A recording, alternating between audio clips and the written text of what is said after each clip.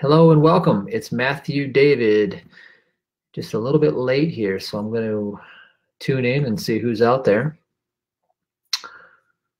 Let's see when it shows live. Okay, so we are good. All right, so tonight you can see my background is a little different. I'm actually staying at a hotel tonight, and I'm exploring a new business venture. So that maybe I'll talk to you guys about at some point in the future. But for now, we are going to talk about the 3-2-1 prosperity formula. And that formula is, again, at my website at MatthewDavidHurtado.com. And so what I'm going to do is I'm going to tell you how to work the formula. Hello, Abel and Judy. Good to see you here. And I'm going to maybe answer some questions about it, because as simple as it sounds, it's only simple when times are good. And that's what I want to tell you, because times aren't always going to be good, and we have to remember how to work the formula. So again, we're talking about prosperity. We're talking about how to create your dream life, and we're talking about how to get the universe to give you what you want and how to be blessed. And so tonight's topic is the 3-2-1 prosperity formula. And again, number 3 is obviously we start with the principle of the tithe. And the reason why I do 3-2-1 is because if we don't start with the tithe, it's going to be very challenging for us to get to the first part. And I'll lead more into that, and I'll segue more about that. Hello, Brian. Good to see you here. So the 3 with the tithe is everything. You see, the tithe sets up the covenant. Without the covenant, I want to tell you bluntly and honestly that you're looking at somebody that pretty much messed everything up that could be messed up growing up in my 20s. And I never had any money back then. I had all the work ethic and all the drive in the world, but I never had any real success. And I watched people around me prosper. I watched, people that I wanted to be like. And I thought, you know what? I work harder than them. I do all sorts of things like they do. And I even take it to the nth degree. How come I'm not being blessed? And then one day a mentor came along. In fact, I stumbled on his work, and I actually got to meet him through a divine appointment, and his name was Randy Gage, and he talked about the principle of tithing. And I said, what is this tithe? And he said it was everything. He said, how would you like to have an unlimited universal MasterCard? He's like, you already do. He says, but here's the catch. You got to pay 10% of the bill. And I thought, well, I could do that. And he taught me about tithing, and I started tithing. I had $20 to my name, and I tithed the $2 on it. And all of a sudden, a whole series of events opened up. And exactly as the Bible promised, that the windows of heaven would open up. I never missed a tithe. I held true to my covenant. I held true to the covenant. And so from that place, I went from, at the time when I started, I was like $63,000 in debt. In my early 20s, I had a Cadillac that was broken down on the side of the road. I was living in my girlfriend's basement. And her parents were like, what the hell is wrong with you? You got this boy that won't do anything with his life. And I thought, I'm going to figure this out. So I started tithing. Things started to change very, very rapidly. I was out of debt within about 6 months. Manifested the highest paying job I'd ever had in my life. That's when I met Sabrina. That's when everything started to happen with the relationship. And as you know, we went on to, build a family. And then I got a little arrogant, and I thought, I did all that. I created all that prosperity. That was me, because I'm smart and I work hard, etc. Well, what happened was I stopped tithing. And when I stopped tithing, it wasn't but 1.5 years later that everything went declined. I ended up with Lyme disease, bankrupted, lost everything. And we didn't know what to do. We thought, well, this is really unfortunate. Why are all these bad things happening? How come nothing's working? And then when we were going through the bankruptcy, I remember sitting at the attorney's office, and I started laughing in the chair. I started just laughing. And the attorney looks at me and goes, gosh, for somebody who just lost everything, you're taking it pretty well. And what had hit me, though, is that I had stopped tithing. Like, I had this revelation, and I thought, could it be that simple? Could it really be that simple? So one of the first things I did was I started tithing again. And I told you the story in my book, and I tell you the story over and over. And a lot of people like to hear the story because it's a powerful story, because this is what happens when you come into covenant and into an agreement with a divine source that is unfailing and never ceases to prosper you. And so within 6 months, I could tell my whole life was getting better and better and better. Within a year, I was already making a 6-figure income. That was the first time in my life I had ever made a 6-figure income, and it happened so quick and so easily that I couldn't even comprehend why it was so hard before. And then it escalated to, 7 figures. And throughout all of the like the ups and downs of life, I will tell you one thing, what Catherine Ponder says in one of her books, that you will never find a tither in the poorhouse. I can say that through all the ups and downs, the tithe is the only thing. I will tell you this, I'll be even as bold to tell you this, that I would be fearful for my life in today's world with how dark everything is if I didn't tithe. I honestly don't think anybody has a chance if they don't tithe anymore, with how much has been unleashed on this planet with all of the stuff going on. So that I'll be as bold to say that. See, tithing establishes provision, protection, and promotion in your mind, body, and affairs, and it brings prosperity from within, without. God prospers you in ways that you can't comprehend. Your 5 senses can't imagine all the ways. And so I've been doing this for about, 2002, 2003 I started. So I've been doing it for over 15 years. Faithfully, for 15 years, I've been tithing with a break in the middle. And when I took a break, that's when everything collapsed again. And then when I started, it all came back. So I want to tell you that the number 3 step is important. If you don't do number 3, I don't suggest going to number 2 or number 1. So tithing is the only part in the Bible where God says, prove me. See, the only way that you can bridge yourself to the incorruptible nature of God is by proving it, because your 5 senses will forever doubt it. And this is one thing I want to tell you too. So when everything hits the fan in your life and all your 5 senses tell you that it's over and that it's just completely going to go awash, if you have a covenant with God, I promise you, it ain't over. I promise you, you're on the way up. I promise you that God is exalting you. I promise you that it's only good. I promise you that more increase is coming. And that's just the chemicalization process, because I've done it so long and seen it so many times. I've lost businesses, I've sold businesses, and I've prospered through businesses. And I'll tell you, the biggest lessons I've learned are when I've lost businesses. You see, when there was a continuity break or so appeared, I was challenged. Do I keep tithing or do I hold back? And here's what I want to tell you about God. This is what I want you to grasp tonight in number 3. You've never heard me say this before. This is your breakthrough moment for the number 3 tithing principle, is that your physical hands, you don't have a physical life. The only hand is the hand of God. And the hand of God that is forever giving is in alignment with the nature of God. And so the person that is always giving will always be prospered. And the person who withholds and holds back will come to poverty. That's what I wanted to tell you. It's a divine principle, because God is the only power, the only mind, and the only presence. So when you get that, you'll realize how powerful the tithe is, because it breaks the back of fear on your finances. And what it does is it proves God, because once God can be proven in your finances outside of your reasoning, God can be proven in every other area. And that's why the enemy attacks the tithing and prosperity gospel so heavily. The enemy does not want you to prosper.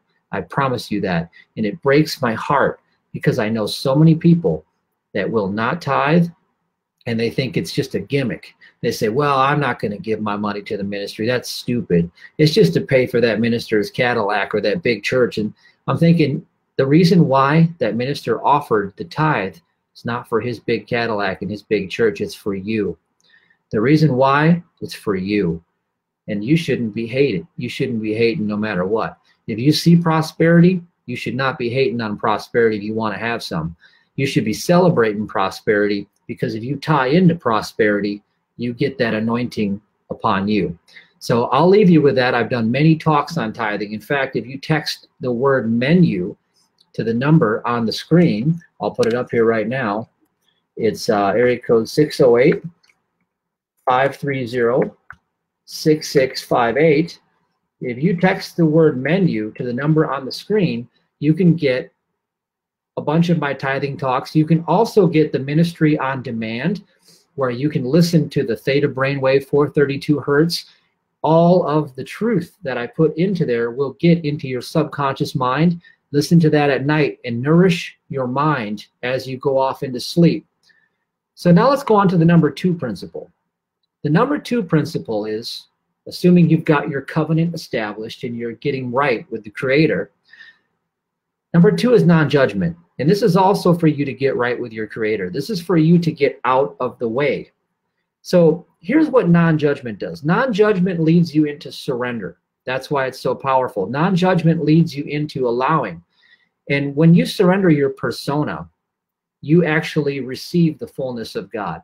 You have to surrender your persona to receive the fullness of God. I repeat one last time. You have to surrender your persona in all of its stories and all of its fear and all of its worry and its doubt to receive the fullness of God. And you do that through non-judgment. So you stop deciding what's right or what's wrong for you, and you start becoming present to the present as best as you can. We're all human, or according to our 5 senses we are, so we make mistakes.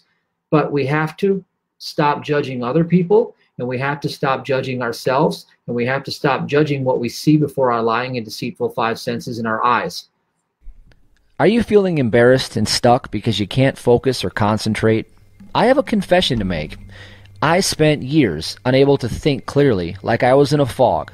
I was going through the motions, running my companies, and I hated feeling groggy and mentally sluggish. I couldn't get ahead like this. It's no secret, the powers that be want us dumbed down. Chemicals, fluoride, our brains are under siege, and we are experiencing lower IQs. But now there's a weapon to fight back and win. Introducing DNA Evolve, a revolutionary breakthrough in a category of cognitive enhancers called nootropics. I've been using DNA Evolve and couldn't feel better. For me, it works. It feels great to get things done again and get ahead. Try a free sample for yourself at DNAEvolveSample.com. That's DNAEvolveSample.com. Supplies are limited, so go to DNAEvolveSample.com right now. Because if we do that, then we can come into the present moment. Then we can come into peace. And the whole game of life is this. I will tell you the secret of all the ages: to hold your peace no matter what is happening to you. We're going to be tested. It's going to hurt sometimes. But I'll tell you what, it's not what happens to you, it's how you respond to what happens that makes all the difference. And in the Bible, it says, if you be still, you will know that I am God. And also, if you will hold your peace, God will do the battle for you. So that is the reason why non-judgment is so critical and so powerful. All right? You can use the Lord's Prayer. You can do Ho'oponopono. You can do whatever process you need to do. I recommend also using the Safe Touch that I teach in my books, or my seminar, my workshops. It's everywhere on the internet. You can get it. And I also want to tell you that the real answer that you're looking for is going to come through non-judgment. See, the fall of man is the 666. It's the who, what, when, where, why, and how. Those are the 6 degrees of separation through the human mind. So when you're in the human mind, you're taking a fall from grace. So let's go back to grace. Grace is taking no thought for your life, going back to the completeness, because the world of incompleteness is the world served before you. So if the world before us is full of incompleteness, and we add thinking to it and add reasoning to it, we are becoming one with sin consciousness through the process of fear, which leads to confusion, which leads to lack of trust, which leads to double-mindedness, which leads to division. So we need to break the spine right at the level of fear, and the only way to break the back of fear is going to be through non-judgment in this process. See, when something appears threatening to you, who are you to judge what's happening? Because there is only one power. And so when you come into alignment with the one power and remain still and hold the peace, God goes to battle for you, and God will remove that obstacle for you. And that's what you're trying to do with all of your thinking. So instead of thinking about the problem and holding it in place, come into your peace and stay present to the present and watch the problem disappear. That's a challenge for you, by the way. Now let's go into step number 1. Step number 1 is all about following the fastest path to your joy in any moment, every moment. Now, Liz, I see that's funny. You wrote, I can't afford. Oh, I thought you said I can't afford to tithe. You can't afford not to tithe. That is correct. So anyway, I'm looking at some of your comments here. It's good to see all you guys out there too, by the way. Let's talk about number 1, joy. What is the fastest path to your joy in this moment? See, if you understand this, this is why this is so powerful. Please listen to me closely. This is for you, all right? Number 3, I tithe. I have a covenant with the Most High. I am under the covenant of Jacob. I am under the covenant of grace. I am escaped from the Babylonian system. I am prospered by the almighty hand of God. Who or what can come against me? Number 2, since who or what can come against me is no power whatsoever, I will hold my peace, and therefore I will be protected, promoted, and prospered by the Most High, which means I don't have to take thought for my life. And since I don't have to take thought for my life and get busy doing all the busyness that everybody else is busy doing, getting nowhere, I can just be excited about being excited and follow the fastest path to my joy in every moment, because the purpose of life is to follow your joy. And when I start following my fastest path to my joy in every moment, my vibration escalates to the highest level. I switch into a higher frequency, which switches me into a parallel reality, according to quantum physics. And then I'm in alignment with all of the desires of my heart, because the frequency of having them is the frequency of joy. So I am a congruent match. And so the following the fastest path to your joy in every moment is what puts you and you back together again. It's what bridges the gap from where you are to where you want to be. So here's how people do it all wrong, and then I'll tell you how they do it right. So the person who does it all wrong is over here in problem consciousness, and they say, how do I get over here? Who, what, when, where, why, and how? And they constantly do that over and over and over and over, and they become more and more unconscious, and they become more miserable, more frustrated, more broke. It doesn't have to be that way. Instead, I have a covenant with God. I take no thought for my life. I hold my peace. I follow the fastest path to my joy, and it comes to me. And that's all it ever had to be. It never had to be a struggle. It was never supposed to be a struggle. The human erring mind in all of its deceitful 5 senses through universities built by other human minds and all sorts of academia and all sorts of government, which means mind control. All of this is mind control. Everything around you, from the TV to the news to the media to all the social media, what I call socialist media, it's all mind control. Your job is to honor and praise God, focus on the peace, follow the fastest path to your joy in every moment, and to be still and to know that God is the only hand that moves in your life. So that is the transmission for tonight. I wanted to make it short and sweet, and I just want to remind you to keep doing the fundamental principles. These are the 3 things I discovered when I was bedridden and bankrupt, that I was taught and I also discovered. I learned going through the hard times, the worst of times. And God is no respecter of persons. So if God can exalt me out of the pit and bring me into the palace and protect me from God knows how many attacks that I've had throughout my life, I don't need to talk about them, because I don't want to give power to the enemy. But what I'm telling you is, if God can do that for me, God can do that for you, God can do that for anybody, and God will do that for anybody. And that's the whole game of life. So what is prosperity? Prosperity is having no want, no lack. Prosperity is the ability to lend. Prosperity is having more than you need. Prosperity is your birthright. Prosperity is having what you need, when you need it, in order to do what you need to do, period. It doesn't mean you're guaranteed to have mansions and billions of dollars, but then again, it doesn't exclude it. If it is the desire of your heart, prosperity can be included in that as well. So I wanted to tell you how simple it is, and I want to remind you to stay committed to it, regardless of how awful the outside external reality hologram becomes, because the outside external hologram is just a world of incompleteness that is brought before your lying eyes, and it's all designed to bring you to repentance, which means to turn back to the Father. So the reason why the world is getting so dark and so awful and so evil and so much corruption from the top down is because we are awakening, and that is the point. When we step into truth, it says in the ancient texts, the Apocryphon, that error becomes extremely upset and will attack. I'm Chris with Complete Essentials.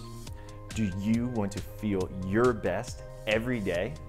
Not sure what vitamins or supplements to use? Minerals are the currency of life. Minerals are the most important fuel our bodies require. Without minerals, vitamins cannot work. Shockingly, most people are deficient because our food supply lacks what we need. Discover the fuel your body needs to get moving again and reap the life-changing benefits. Our free Mineral Secrets course, Monotomia, is the answer. Health means everything, so go to monotomia.com and get the info now. And that's what's happening all over the planet. That's why you see such a stirring and an uproar. That's why you see our so-called leaders passing bills where they can just kill children at full term. See, they're not hiding anymore. They're not hiding anything. They're right out in plain sight. Okay? So what do you do in the face of that? You hold your peace. You hold your peace, you praise God, and you know that it was never your battle and that there is no other power outside of God. And you get busy following your joy. And just like Raymond Reddington did when he was in the cell in the last blacklist where the guy said, I'm going to kill you in the yard in 48 hours. He goes, I got my knife being sharpened right now. And the kid said to Reddington, aren't you scared? They're going to kill you. And he looked at him and he's just playing with his little thing. And he goes, fear is a liar. It just activates the enemy. Well, I want to tell you that tonight for your closing transmission. Fear is a liar. It just activates the enemy. Don't let it steal your joy, because that's what it tries to do. If the enemy can steal your joy, the enemy will bind you, because what happens is you will move from fear to confusion to lack of trust. And once you've gotten to lack of trust, you are already halfway deep in the rabbit hole of sin consciousness. So step out of it.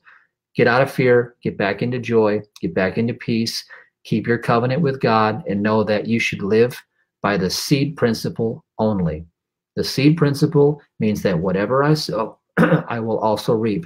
So if I want an abundant harvest, I sow an abundant seed, period. The measure that you pour out is the measure that it comes back. So what do I do when I want to increase my income? I increase my seed. Period, bottom line, end of discussion. The who, what, when, where, why, and how is not my job. That's God's job. I just remain present to the present, and the people show up. The circumstances appear out of nowhere, and the mystery is alive again, and that's what being childlike is. Childlike innocence restored, and adulterated, human erring, logical reasoning self is obliterated, and that's how we surrender ourselves for the fullness of God. Hope you liked that transmission. Love you guys, and I'll see you guys on Wednesday night. Take care.